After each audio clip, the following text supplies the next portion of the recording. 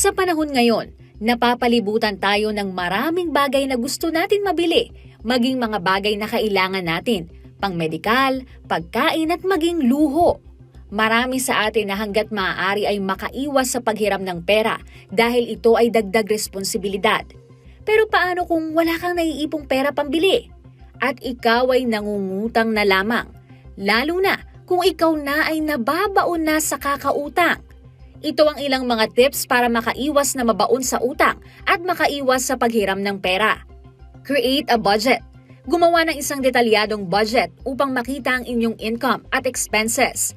Makakatulong ito sa iyo na maunawaan kung saan napupunta ang iyong pera at kung saan ka pwedeng magbawas ng bilihin. Live within your means. Mabuhay tayo sa sapat lamang. Kung hindi naman natin ito kinakailangan, huwag na nating bilhin. Use cash or debit cards. Upang makaiwas sa paggamit ng credit card, ugaliing magdala at magbayad ng cash o gamitin ang debit card. Avoid impulse buying.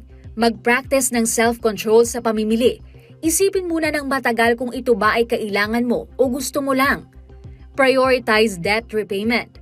Unahing mabayaran ang utang kahit pa konti-konti. Ito ay paraan na makakabawas sa ating problema at pagkakaroon ng magandang relasyon sa ating pinagkakautangan. Madaling mangutang sa taong kakilala mo na alam mong matutulungan ka. Pero isipin din natin na ang pangungutang ay isang responsibilidad na dapat nating mabayaran. Lalo na't hindi lamang ang pera ang hinihiram natin sa kanila, pati na rin ang tiwala na binigay nila sa atin. You can do it!